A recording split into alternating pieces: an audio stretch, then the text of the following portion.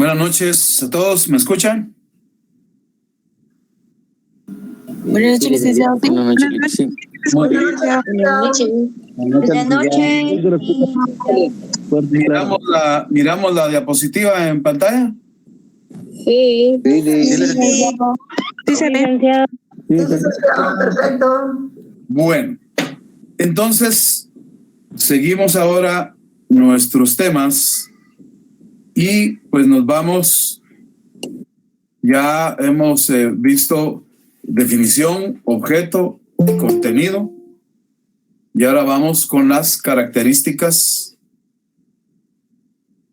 del derecho notarial. Estas características, pues también fueron planteadas en la obra de Óscar Salas y al analizarlas mantienen su vigencia, ¿verdad? La primera cuestión que afirma este autor es que el derecho notarial actúa dentro de la llamada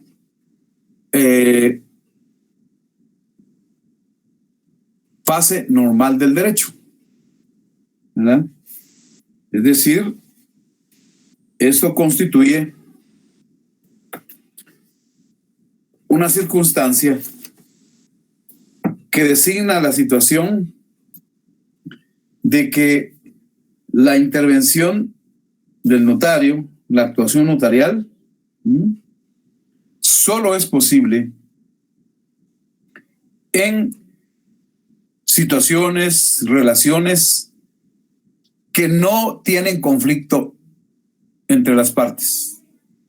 No hay derechos subjetivos contradictorios, por el contrario, hay consenso, hay consentimiento. Entonces, esa es la primera característica. Y a eso es a lo que Óscar Salas le llama la fase normal del derecho, ¿verdad? No hay conflicto de por medio. En segundo lugar, dice Óscar Salas, otra característica del derecho notarial es que le provee, le brinda, dota a lo que se plasma en el instrumento público de certeza y seguridad jurídica. ¿Eso qué significa? ¿Verdad?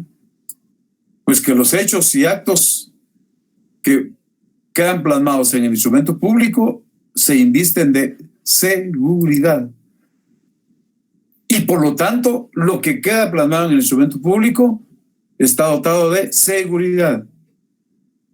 Y entonces, como consecuencia, el instrumento público genera, provoca seguridad jurídica. La tercera característica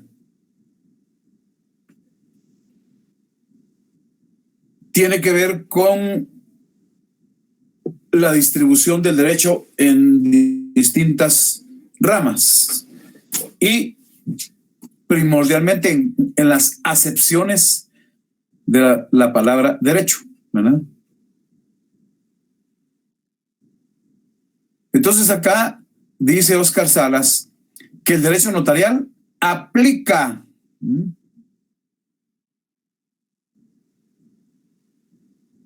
el derecho objetivo.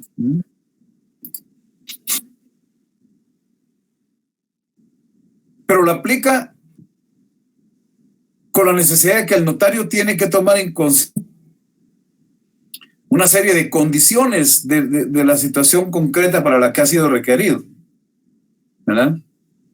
Tiene que tomar en cuenta la voluntad de las partes. ¿Qué es lo que declara la voluntad de las partes? ¿Qué es lo que está en el marco del consentimiento? ¿Verdad? Y también debe tomar en cuenta la producción, la ocurrencia, el desarrollo de ciertos hechos. ¿Y esto a qué va a llevar? Bueno, pues a que se puedan crear, retar, ¿verdad?, robustecer y fortalecer los derechos subjetivos. Denme un momentito, vamos a ver quién quiere entrar.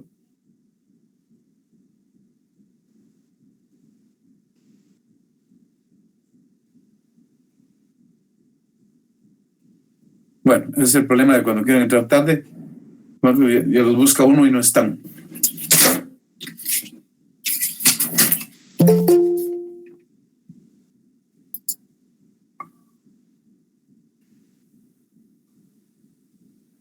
Bueno, no tenemos más solicitudes.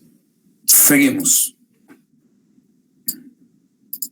Entonces, se da pues esa tercera característica. El derecho notarial sirve para que el notario aplique el derecho objetivo, ¿verdad?, al caso concreto. Pero en ese caso concreto hay determinados aspectos que le interesan a las partes. Tiene que ver con la voluntad de las partes. Hay ciertos hechos que hay que tomar en cuenta, ¿verdad? Y entonces esto lleva a buscar cómo se fortalece ese conjunto de derechos subjetivos, ¿verdad?, que son los que ponen en juego las partes. Voy a dejar entrar a todos los que puedo hoy para confirmar el número de personas.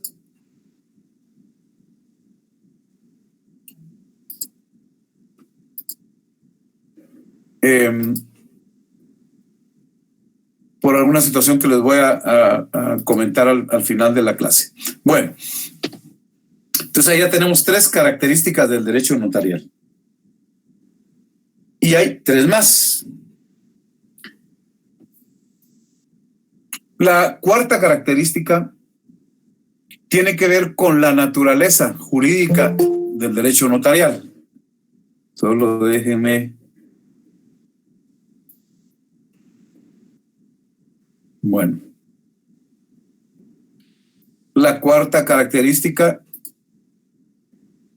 tiene que ver con la naturaleza jurídica del derecho notarial. Doctrinariamente, el derecho notarial no se puede ubicar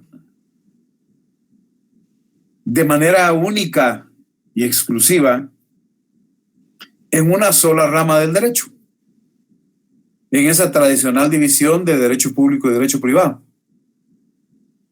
¿verdad? Porque tiene rasgos tanto de derecho público como de derecho privado. El derecho notarial se relaciona con el derecho público porque la fe pública que nos confiere el Estado a los notarios es de carácter público, ¿verdad? Pero la actuación del notario, la función notarial, se desarrolla en el campo de los derechos de los particulares. Los asuntos en los que interviene el notario son asuntos de derecho que interesa a los particulares, de derecho privado primordialmente, ¿verdad? Y porque además en el sistema de notariado latino se establece que el notario es un profesional liberal. Somos profesionales liberales. Estamos desligados de la burocracia estatal. Ejercemos funciones liberales. Claro que puede haber notarios que trabajen para el Estado, pero entonces ahí ya no están ejerciendo liberalmente. Lo típico de la función notarial es que trabajamos liberal.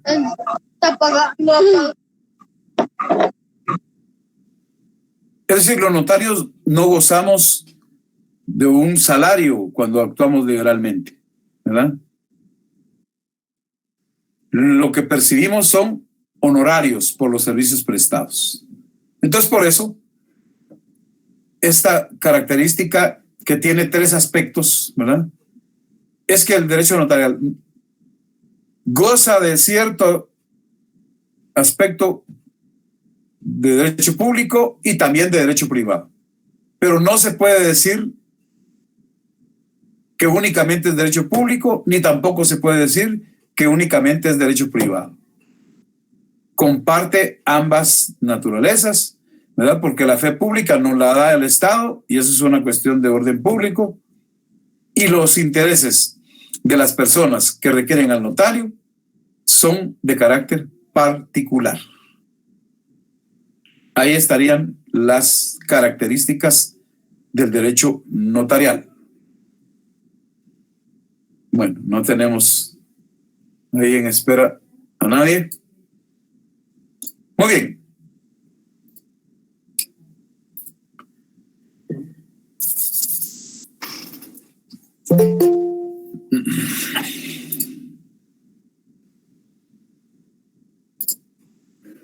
Bueno, ahí terminamos de admitir, ya tenemos media hora de estarlo haciendo. Entonces, para tener un esquema inicial, un panorama inicial, vamos a encontrar que también existe lo que se llaman los principios propios del derecho notarial. Los principios propios del derecho notarial. Es decir, un principio o los principios son fundamentos, son aspiraciones, son cuestiones que se estiman fundamentales para la existencia de un objeto, en este caso del derecho notarial.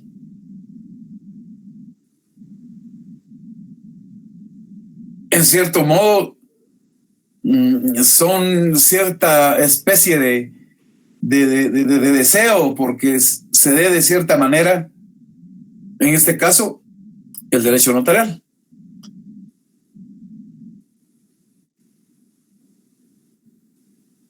He tratado de recoger acá lo que diversidad de autores y textos manejan como principios. ¿Verdad? Entonces, en ese orden, encontramos como primer principio el denominado principio de la forma. El derecho notarial pertenece a lo que se le llama el derecho de las formas, ¿verdad? Ya ayer decía, déjenme ingresar a esta persona porque, repito, necesito tener una visión de la cantidad de alumnos que efectivamente asisten. Que lo interrumpa, licenciado. Muy buenas noches, licenciado. No sé, pero esta plataforma está teniendo algunos problemas y nos saca a algunos compañeros. Pero es a algunos. Por eso que volvemos. Cuando sea así, piden ingresar y entonces yo los ingreso.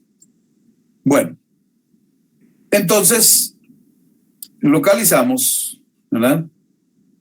Localizamos. Muchísimas gracias, licenciado. Sí, o sea, cuando ocurra, ustedes solo piden ahí. Eso me ayuda porque hoy quiero comprobar la cantidad real de estudiantes que hay, ¿verdad? No hay problema. Entonces, indicaba pues que en ese principio de la forma, ¿verdad? La idea es que el derecho notarial tiene por función generar, cumplir procedimientos, satisfacer requisitos, satisfacer formalidades, ¿verdad? Entonces, por eso es importante ese principio de la forma. todo girando alrededor de la creación del instrumento público, que van a ser los documentos que el notario autoriza, donde se plasma lo que las partes, los interesados, le solicitan al notario. Entonces, por ejemplo, el derecho sustantivo, que es otra acepción de la palabra derecho, que está, por ejemplo, como ejemplo de derecho sustantivo, el Código Civil. Tomemos el Código Civil. Ustedes ya en su momento estudiaron en el Código Civil, en su Civil 4, los contratos. La compraventa, el mutuo, arrendamiento, la permuta, etcétera, regulados en el Código Civil, ¿verdad? Cuando ustedes estudiaron ahí, pues no vieron que tuviera ese Código Civil normas que digan cómo se hace la escritura pública donde se vaya a crear una compraventa. Ahí no encontraron en el Código Civil normas que dispongan la forma en que se trabaja una escritura de un arrendamiento, ni de ninguna. Entonces, esa es función del derecho notarial. Establecer formas, requisitos, solemnidades, procedimientos. Por eso se dice que es el derecho de las formas. Y por eso es un principio de la forma, ¿verdad? Solo como una pequeña muestra, pues hagan lectura de artículos del Código Notariado. Los que les voy mencionando ya les quedan a ustedes como tarea de lectura, ¿verdad? Hay cuestiones de forma, de requisito, como el artículo 13, artículo 29, artículo 31. Ahí van a ver requisitos, formalidades, ¿verdad?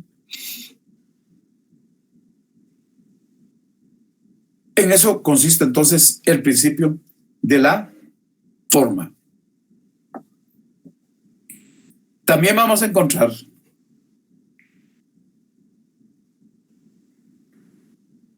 otro principio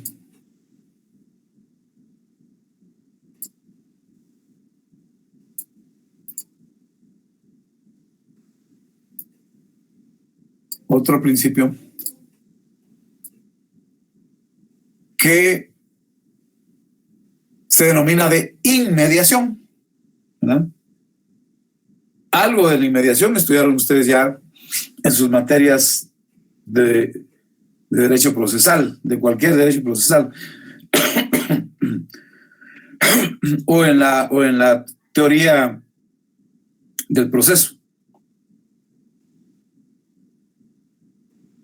Ese principio de inmediación lo que significa es que el notario, óigase bien, siempre debe estar en contacto con las partes que requieren su intervención. Siempre debe estar en contacto con los hechos que las partes quieren que se plasmen, por ejemplo, en un acta. Deben estar en relación inmediata, en presencia de las partes, para que puedan detectar el notario qué actos quieren las partes que queden plasmados en el instrumento público, ¿verdad? Y que se dé fe por parte del notario de lo que percibe a través de sus sentidos, ¿verdad? Porque eso es lo que de alguna manera realiza el notario.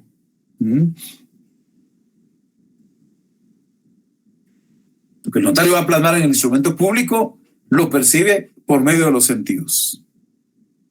Y eso es entonces un principio. El siguiente principio tiene que ver con que el notario y la función notarial, ¿verdad?, deben ser solicitados, debe ser requerido, debe ser pedido. El notario no puede actuar de oficio, no puede decidir por sí mismo intervenir en un asunto.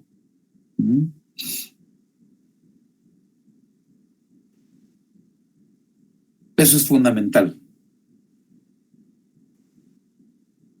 El artículo 1 y el artículo 60 del Código Notariado, pues en algún modo reflejan esto relacionado con la circunstancia de la rogación como principio, ¿verdad? De la rogación como principio.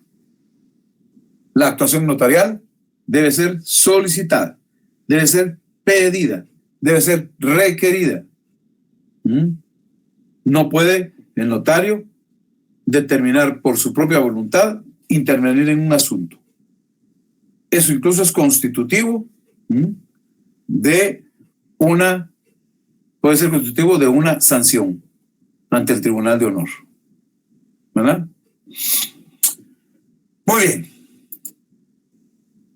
Luego estamos con otro principio, el consentimiento. El consentimiento, ¿verdad? Ya dijimos que es necesario que para que haya función pública notarial, para que haya actividad notarial, pues los asuntos deben estar exentos de litigio, no deben tener conflicto. Y el consentimiento ustedes lo estudiaron en su derecho de obligaciones, en su derecho civil 3, ¿verdad? Cuando se regula el negocio jurídico, entre sus requisitos, el artículo 1251 se refiere al consentimiento. Entonces, en el campo de la función notarial es fundamental, es de trascendental importancia el consentimiento de las partes. Es esencial. Si no hay consentimiento, no puede haber intervención del notario, no puede haber instrumento público. Si no hay consentimiento, no puede producirse nada por parte del notario. Porque ya dijimos, actúa cuando no hay conflicto de por medio, ¿verdad? Y entonces ese consentimiento debe ser expreso por las partes. Debe ser expreso. Luego viene el tema de la seguridad jurídica, ¿verdad? Seguridad implica confianza, certidumbre, certeza, confianza, ¿verdad? Y se dice que la función notarial, que la actuación del notario le brinda a las personas a través del instrumento público seguridad jurídica, ¿verdad? El artículo 186,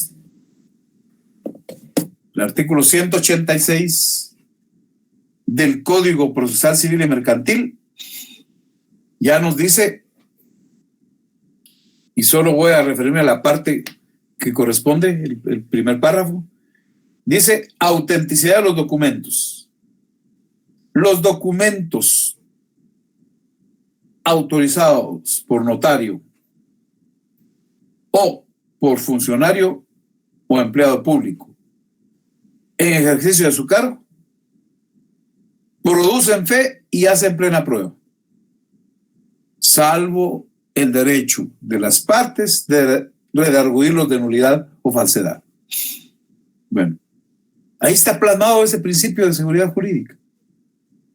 El Código Procesal Civil y Mercantil le da a los documentos que el notario autoriza, ¿verdad?, ese privilegio, ¿verdad?,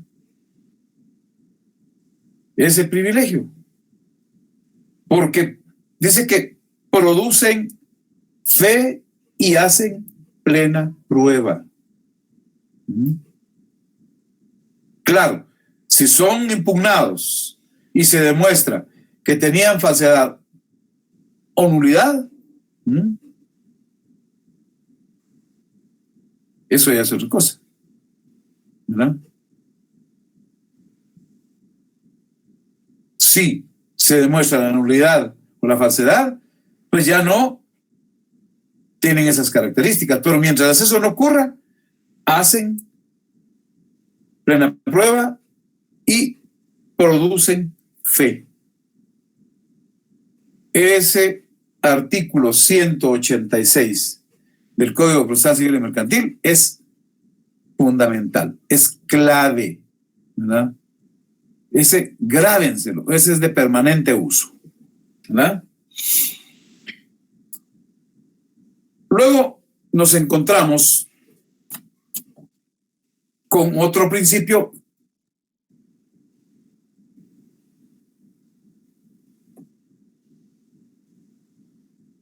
la actuación del notario tiene que encontrar algún modo de hacerse visible entre las personas.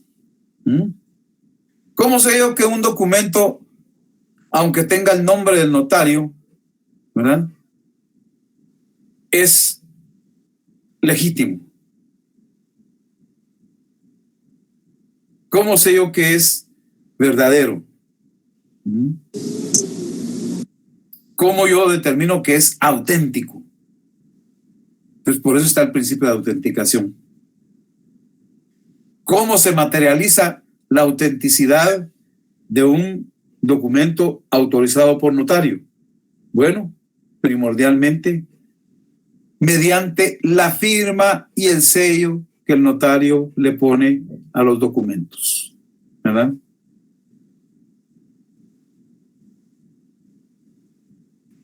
Y esa firma y ese sello llevan un respaldo. Porque la firma y el sello, para empezar, al nomás graduarse una persona de abogado y notario, pues va a ir a registrar la firma y el sello que va a utilizar al Colegio de Abogados y Notarios de Guatemala. Luego tiene que registrar también el sello y la firma para ejercer la abogacía, registrarlo en la Corte Suprema de Justicia. Y para poder ejercer el notariado, tiene que ir a otra dependencia de la Corte Suprema de Justicia, que es el Archivo General de Protocolos. Y ahí debe registrar esa firma y ese sello. Y desde hace ya bastantes años se ha requerido, algunos notarios reniegan y no quieren hacerlo, lo cual va en contra de su propia seguridad, pero muchos registros nos han pedido registrar nuestra firma y nuestro sello en esos registros. Miren ustedes cuántos actos de estafa, simulación, etcétera, han detectado en el registro de la propiedad, por mencionar uno. Y ha sido primordialmente por falsificación de la firma, ¿verdad?, y uso de sellos que se parecen al original, pero que no son. Son falsos también. Entonces, la naturaleza de la autenticación como principio es que efectivamente esa firma y ese sello registrados en distintas entidades, ¿verdad?, le da respaldo a los documentos que el notario autoriza. Ahí podemos, por ejemplo, revisar lo que dice el artículo 29 en el inciso 12. Se refiere a que el notario debe firmar los instrumentos. Ahí no menciona el sello, pero en la práctica todos lo hacemos. Sellar lo que va dentro del protocolo. En el artículo 2, inciso 3 del Código Notariado, pues ahí, entre otras cosas, dice que debemos de registrar la firma y el sello, ¿verdad? Entonces, esa es la relevancia del principio de autenticación, ¿verdad? Ahora bien, toda esa producción notarial pues tiene un efecto, ¿verdad?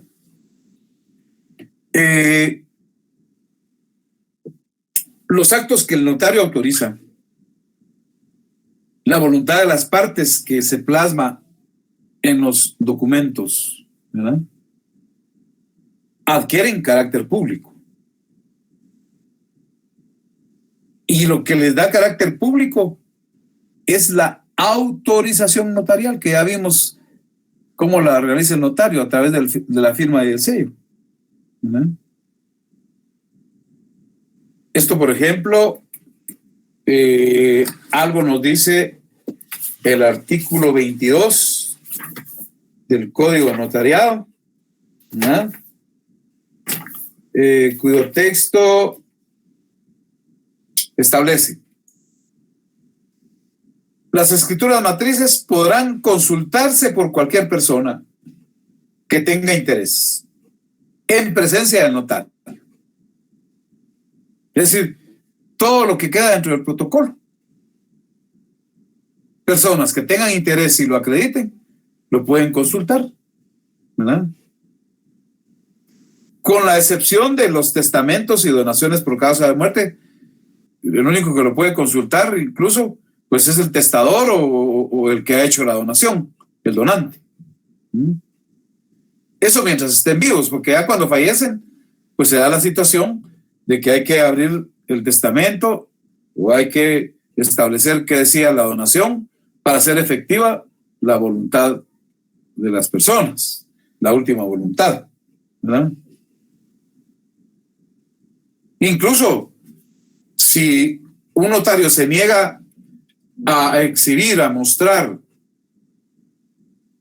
a una persona con interés una escritura que está en el protocolo, pues se le puede conminar y buscar que un juez emita una resolución, ¿verdad?, ordenando que se le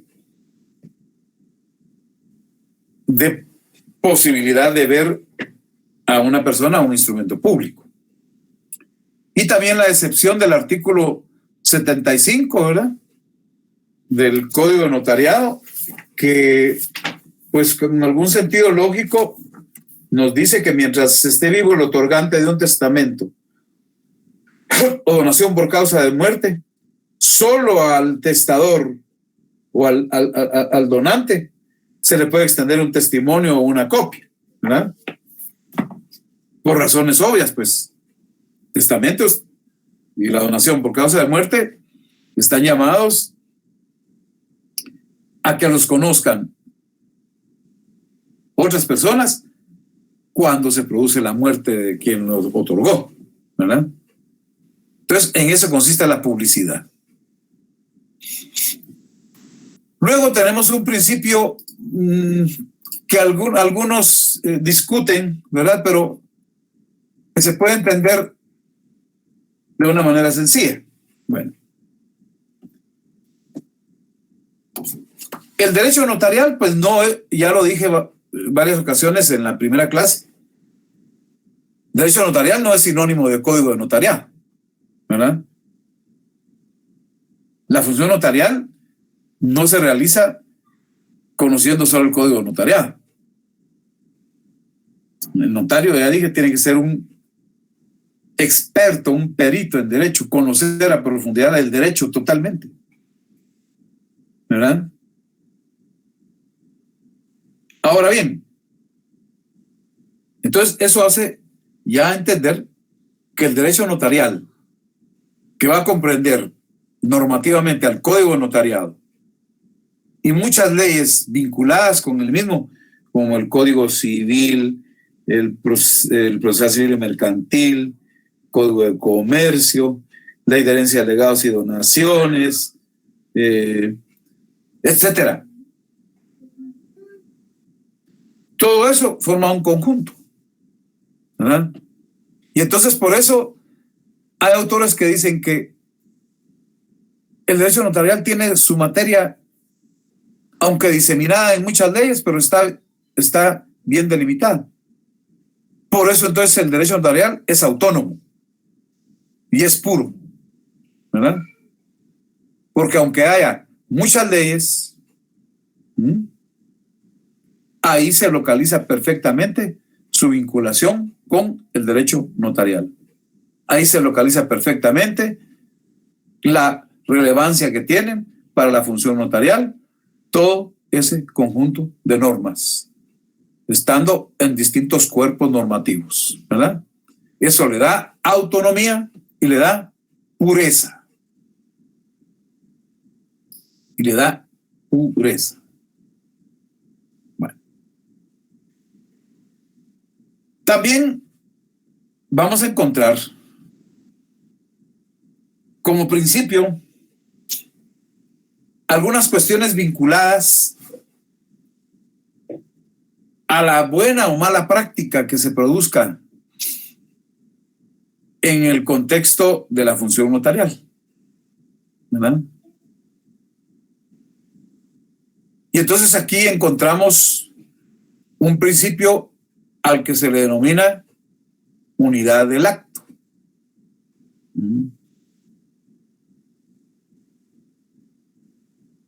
Lo deseable y necesario es que el instrumento público, un instrumento público, debe redactarse, firmarse por los interesados y autorizarse por el notario en un solo acto.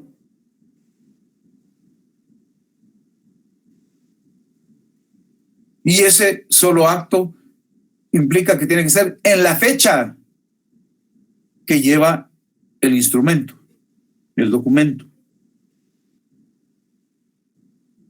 Esa es una característica importantísima. La fecha cierta, la fecha determinada, la fecha real. La idea es que no se puede firmar ni antes ni después de la fecha que lleva. Aunque en la práctica algunos digan, que venga a firmar otro día el fiador, o que venga a firmar otro día el comprador, o que venga otro día el vendedor, porque no puede. Lo ideal es que sea en la misma fecha, porque se supone que por la inmediación el notario tuvo que haber estado reunido en un solo acto con las partes. Entonces, por eso los instrumentos llevan una fecha determinada. Entonces, la idea es que otorgantes y el notario mismo, en el mismo día, ¿verdad?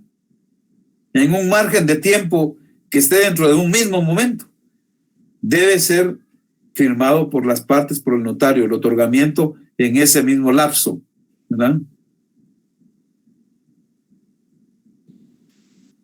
Hay excepciones. La ley, por ejemplo, permite que una donación sea aceptada por el donatario, o sea, el beneficiario, posteriormente, en otro instrumento público. Fíjense, pues, no estoy diciendo que diga la ley que lo puede firmar otro día, no. La donación entre vivos la puede aceptar el donatario o beneficiario posteriormente, ¿verdad? Posteriormente. Un mandato, cuando se desea, puede ser aceptado por el mandatario posteriormente en otro instrumento público. Entonces, la unidad de acto significa que el instrumento público debe ser redactado, firmado por las partes, autorizado con firma y sello del notario, el mismo día, en el mismo lugar, ¿verdad? Y en un lapso que comprende un mismo momento. Eso es unidad del acto.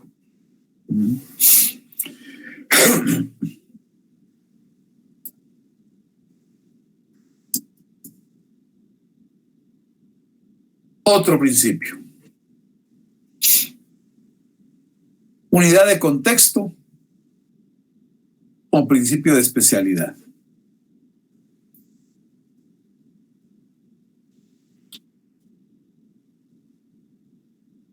Esto está recogido de manera muy, pero muy clara en el artículo 110 del Código de Notariado. El artículo 110 dice a la letra: toda disposición que se emita para crear, suprimir o modificar los derechos y las obligaciones de los notarios que contiene esta ley, es decir, el Código Notarial, deberá hacerse como reforma expresa a la misma, a efecto de que conserve su unidad de contexto. En este concepto queda prohibida la creación, supresión o modificación de aquellos derechos y obligaciones por medio de circulares administrativas o acuerdos gubernativos. ¿Verdad? Ahí está clara la disposición. Pero en la práctica, si bien no con frecuencia, pero en ciertos momentos de la historia, desde que está vigente este código, se ha violado porque se han modificado algunos derechos y algunas obligaciones del notario en algún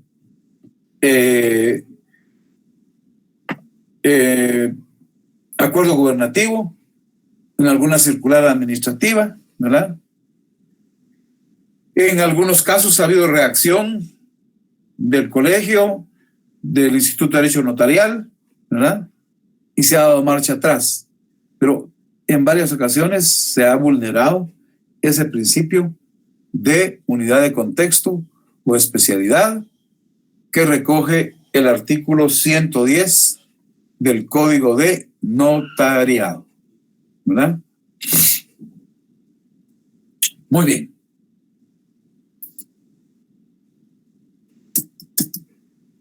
Siguiente principio,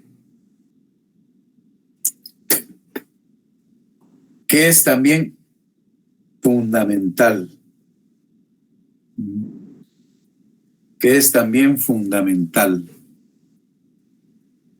Bueno, los 15 que están ahí son fundamentales, ¿verdad?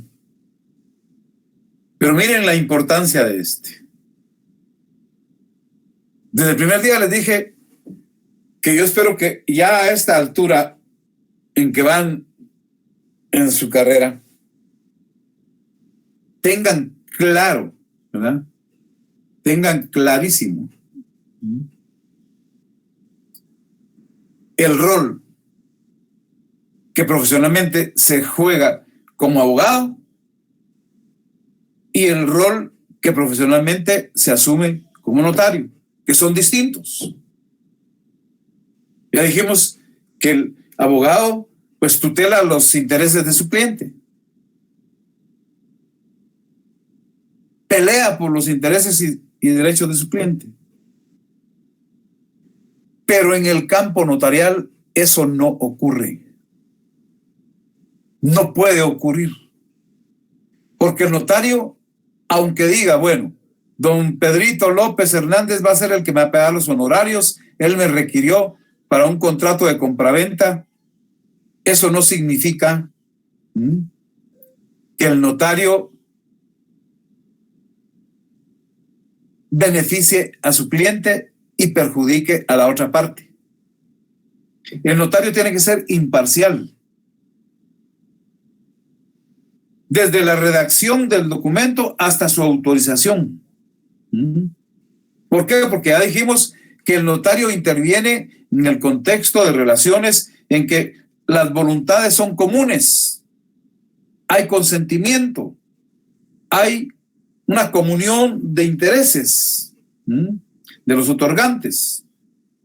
Y entonces el notario, a través de su intervención, va a tratar de promover la justicia conmutativa de la que hablaba Aristóteles en sus escritos filosóficos, ¿verdad? Justicia para las partes. Justicia para las partes. Es decir, el notario no va a tutelar el interés de ninguna de las partes, sino se pone al servicio de la justicia. Y busca objetivamente la equivalencia de prestaciones, ¿verdad? Eso es el principio de imparcialidad, notarialmente considerado.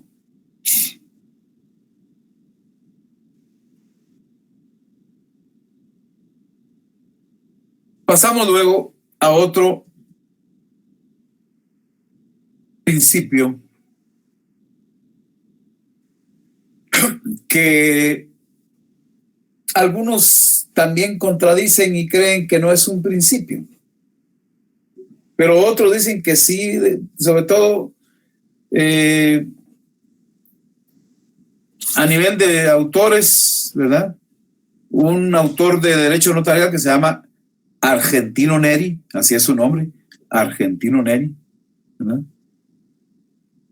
Él explica en su libro por qué es un principio.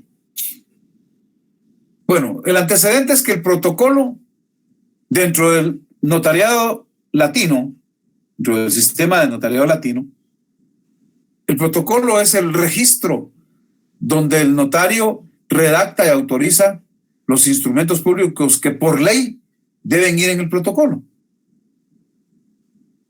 Ya en su momento, cuando estudiemos el documento, vamos a ver que hay otros que no tienen por qué ir en el protocolo. Pero de acuerdo con las leyes de cada país, hay actos, contratos que deben ir en protocolo, ¿verdad? Que de acuerdo con el artículo 8 de nuestro Código Notariado, se entiende que el protocolo, en una de sus acepciones, es la colección ordenada de escrituras matrices, actas de protocolación, razones de legalización de firmas y otros que el notario deja ahí registrados. Y el protocolo se plasma en un papel sellado especial, que en Guatemala se llama papel sellado especial para protocolos. Cada hoja, cada folio tiene el valor de 10 quetzales.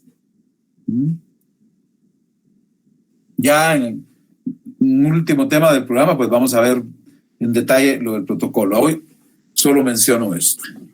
Bueno, pues entonces, según ese autor Argentino Neri, el protocolo debe constituir un principio,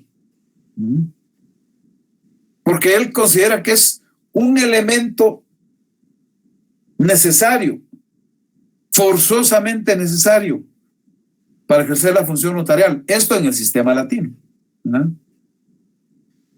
Porque él considera que el protocolo ofrece muchas ventajas que permiten que las partes y los instrumentos que el notario produce le den garantía, le den certeza, le den confianza, le den seguridad jurídica a la actuación notarial.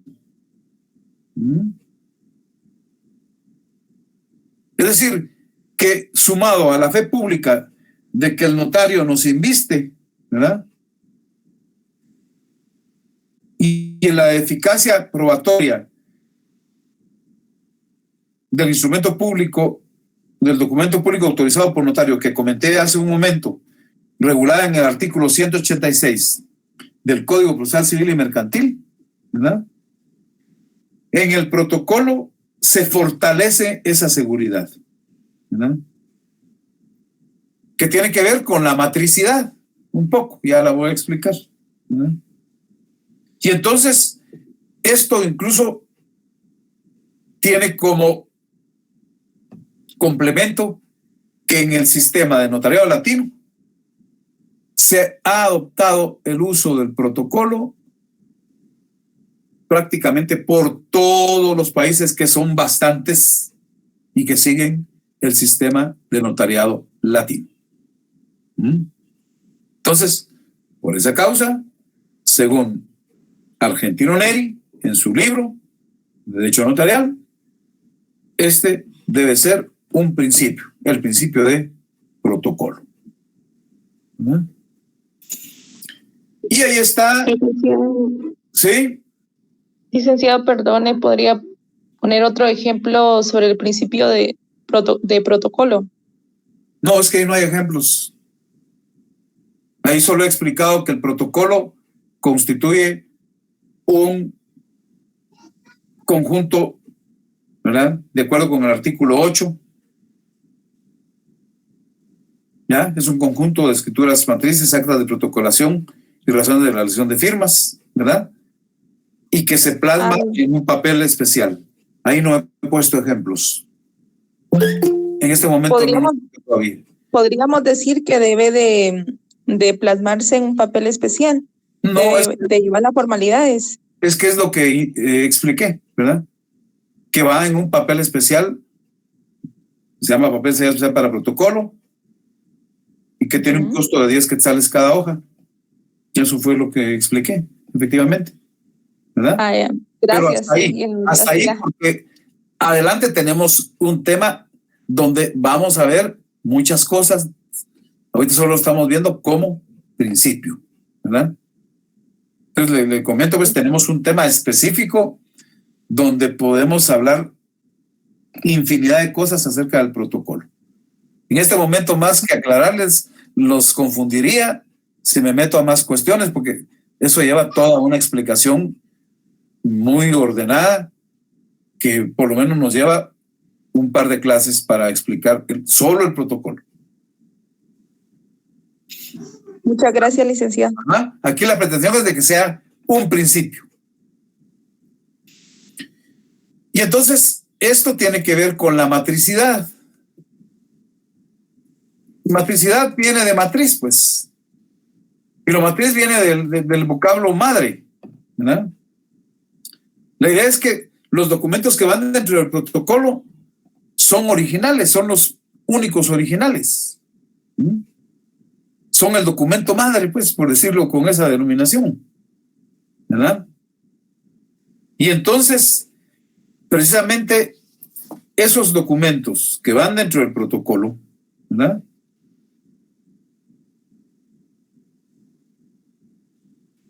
quedan para el notario solo en calidad de depósito. Los notarios no somos propietarios del protocolo. Somos depositarios del protocolo, de acuerdo con la ley. Y nuestra responsabilidad es conservarlos, cuidar el protocolo, mantenerlo, porque ahí están plasmadas cuántas cosas importantes para las personas y para la sociedad. Entonces la matricidad como principio, ¿verdad?, pues se empezó a utilizar desde la antigüedad, en la época romana, desde lo que produjo el imperio de Justiniano. Si eso que está en el protocolo son los originales, son los documentos matrices, y los notarios los tenemos que cuidar y conservar, ¿verdad? Entonces, de igual manera, la ley establece que esos documentos no se le entregan a los interesados, no se le entregan a las partes. Pero las partes van a necesitar tener esos documentos, pero se les entregan reproducciones de los mismos. Se les otorgan testimonios o copias legalizadas. Incluso, imagínense ustedes, por ley, una escritura pública de compraventa de un bien inmueble debe ir en el protocolo. Y esa escritura que queda en el protocolo es matriz, es original.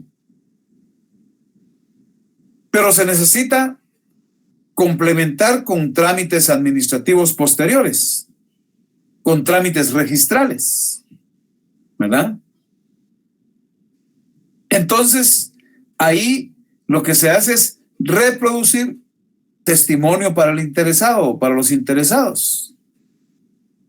Y con ese testimonio, pues, se va al registro que corresponda para que operen, para que anoten, para que cancelen, para que inscriban, según lo que corresponda, en los registros. El original no se lleva. El original queda bajo resguardo del notario, bajo la protección del notario, ¿verdad? Entonces, por eso dice la propuesta doctrinaria que la matricidad debe ser un principio, ¿verdad? Es decir, un soporte en el que descansa el derecho notarial. Es principio que los instrumentos matrices, los originales, sí y solo sí, tengan ese carácter, ¿verdad? Y el notario debe protegerlos, resguardarlos, y por eso la propia ley dice que los notarios somos depositarios del protocolo. Nos corresponde su guarda y custodia, y bajo nuestra responsabilidad va a recaer el hecho de que se dañen, se pierdan, se destruyan, ¿verdad? Esa es responsabilidad del notario. No será responsabilidad de la secretaria, del procurador, del mensajero. No, es responsabilidad directa y personalísima del notario, ¿verdad? Entonces, por esa relevancia de los documentos matrices que van en el protocolo, se propone que tengan como calidad de un principio, ¿verdad? Un principio. Licenciado, y en el caso de que el notario muera, que perdón, eso no lo vamos a ver ahorita porque es materia de otro tema y como les digo, me saca del punto central que estoy desarrollando, ¿verdad? Cuando el notario muere, cuando sale del país, en otros casos, hay procedimientos que voy a explicar cuando veamos el protocolo. Pero en este momento, ¿verdad? Lo único que le digo es que hay un procedimiento, ¿verdad? Bien, gracias. Pero yo lo voy a explicar con amplitud cuando corresponda. Luego encontramos un principio que se denomina de función integral. Esto significa que el notario debe tratar de prestar su servicio de tal manera que le entregue a sus clientes o a los interesados los documentos cumplimentados, todos los requisitos, todos los trámites posteriores a que dé lugar un documento, ¿verdad? Por ejemplo, en una escritura pública de compraventa de un bien inmueble, pues la historia no se termina cuando el notario redacta la escritura, firman las partes, el notario firma y sella y ya está autorizado. Porque en materia de contratos traslativos de dominio, eso ya ustedes lo estudiaron en su derecho civil, ¿verdad? Pues la compraventa de un bien inmueble hay que registrarla. El testimonio hay que llevarlo al registro.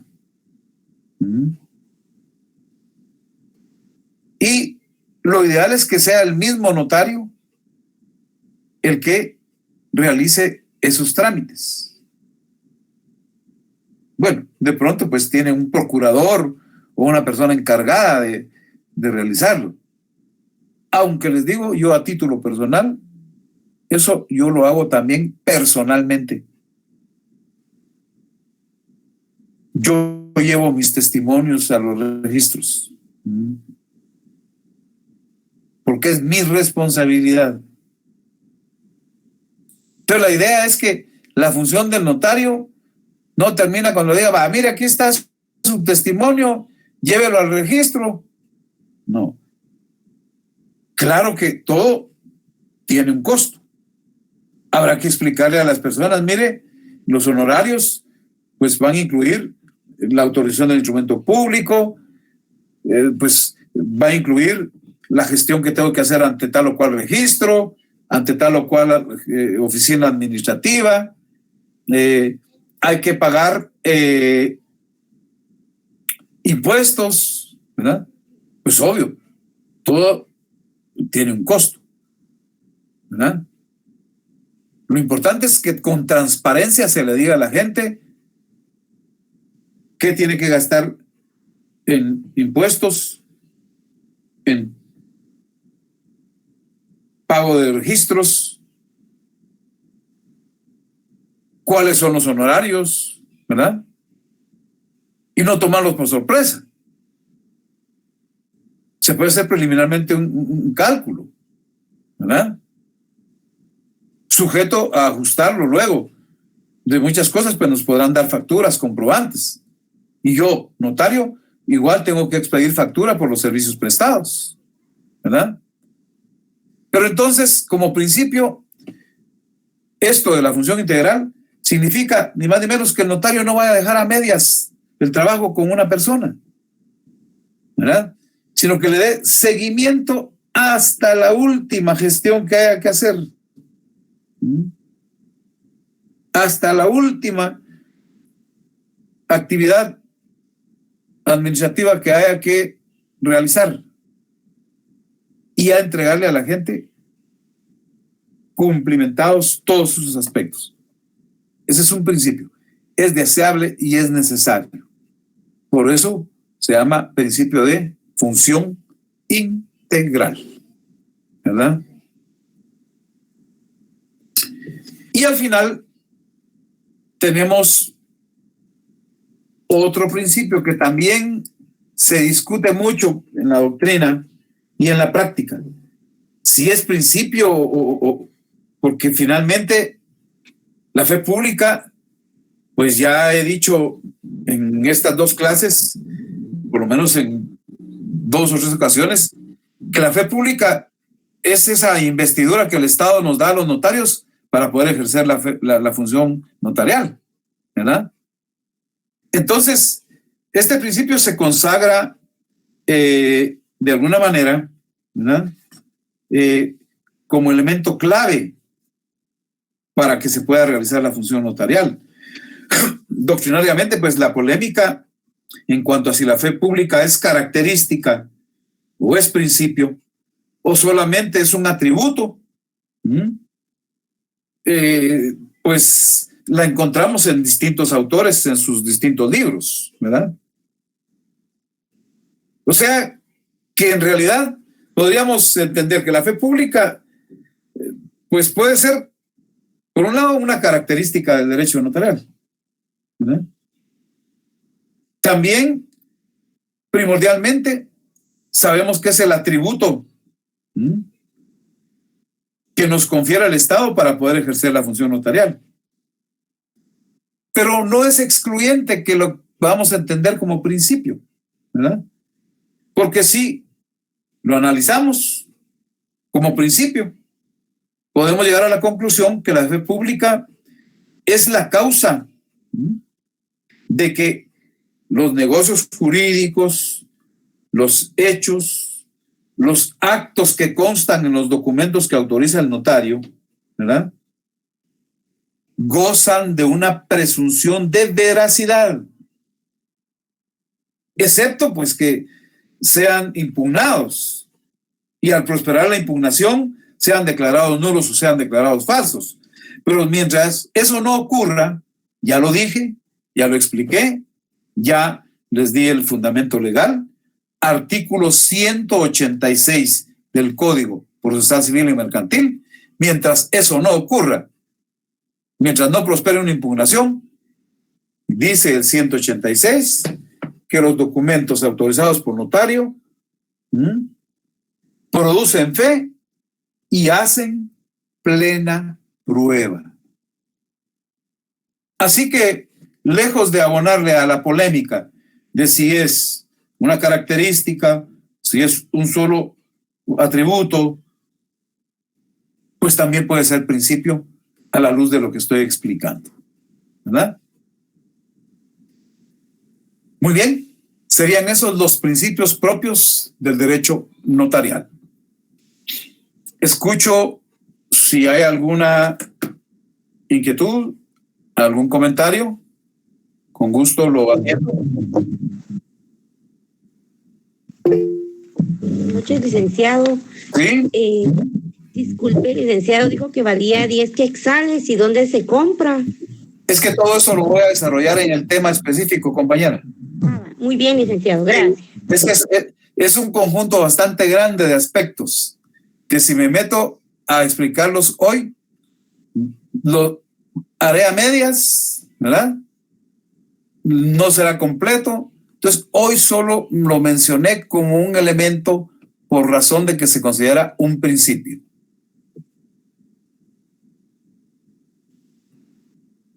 En relación con con la naturaleza de los principios, ¿no hay ninguna duda? ¿Algún comentario? Licenciado, ¿podría volver a explicar el principio de matricidad, por favor? Bueno, la idea es que la producción que el notario realiza puede ser en el protocolo o fuera del protocolo, ¿verdad? Y lo que está dentro del protocolo son documentos matrices. Son originales únicos que quedan en poder del notario bajo la calidad de depósito, porque el notario no es propietario del protocolo. Entonces, ahí están los documentos matrices. Y para que los interesados puedan tener un documento donde conste eso que está en el documento matriz, pues se extienden testimonios y copias simples legalizadas, ¿verdad? Y entonces hay en la doctrina la idea de que ese es un principio, ¿verdad? Y perdone, yo no le entendí mucho lo que dijo de la forma. Bueno, la forma es que toda la normativa notarial contiene formas, requisitos, procedimientos, solemnidades, ¿verdad? No contiene lo que, por ejemplo, da el Código Civil en materia de contratos, ¿verdad? El Código Civil no le dice cómo hacer una escritura. El Código Civil no le dice qué requisitos tiene una escritura. El Código Civil le da la sustancia, por eso se llama derecho sustantivo. Entonces, el derecho notarial es forma. ¿Por qué? Porque establece requisitos, procedimientos, formalidades, solemnidades. Entonces, por eso se llama principio de la forma, ¿verdad? Solamente he tratado de ir estableciendo el número de personas que se conectan, ¿verdad? Y hoy, en el momento más alto, pues llegó como a 223 personas, ¿verdad? Les comento esto porque en la página donde se consignan las notas, ahí nos aparece ya a estas alturas la nómina de estudiantes. Y a mí en esta sección B me aparecen asignados 275 estudiantes, pero no han comparecido, como les digo, hoy lo más alto, incorporando todavía los últimos que les dije que iba a darles entrada, llegó a 223, ¿verdad? Entonces, estemos pendientes porque también en otras secciones se estableció que se nos estaba asignando más de 200 50 que son los que permite esta plataforma en la que estamos trabajando. Entonces, de inmediato lo comunicamos y pues la decisión que se ha tomado es que cuando efectivamente haya más, bueno, incluso tiene que ser 249 porque debe quedar un espacio para que entre el coordinador o quien haga funciones de control, ¿verdad? Entonces, numéricamente realmente los que se permiten son 249, pero tanto el día martes como hoy estuvo en 200, hoy 223, el martes más o menos igual, ¿verdad? Entonces, voy a terminar de confirmar la otra semana, porque de lo contrario estaríamos haciendo incurrir también a la facultad a incurrir en gastos innecesarios, porque ellos estarán pagando licencias ya no con Google Meet, sino con Zoom, que admite hasta 300 estudiantes. Pero si aquí me está reflejando la asistencia que se puede ver acá, estoy viendo que no hemos llegado ni siquiera a los 225, ¿verdad? Pues qué bueno que todos los que están, ¿verdad? Seguramente estuvieron en la primera clase, ¿verdad? Y seguirán estando. Esto ustedes que ya van en este semestre saben de mucha gente que se inscribe, se asigna, pero no, cuando es presencial nunca llega a clases, ¿verdad? Donde sí están es el día del examen. Y eso también me ocurrió el semestre pasado acá en este ambiente virtual, ¿verdad? Entonces, si se hace necesario y yo veo un día que efectivamente hay más de 250 estudiantes, pues voy a tomar la opción que las autoridades están dando para trabajar en Zoom, ¿verdad? Incluso en nuestro caso podría ser que algunas personas reciban clase a la primera hora, porque en la sección A hay menos que en la sección B, ¿verdad? Pero esto ya se los comunicaré yo. De lo contrario, seguimos como estamos y entonces para el día martes próximo seguiremos con nuestra clase. Les deseo feliz noche y feliz fin de semana. Gracias, igualmente. Gracias, licenciado. Feliz noche. Feliz noche, Lic. Feliz noche, licenciado. Feliz noche para todos. Noche, Lic. Muy buenas noches.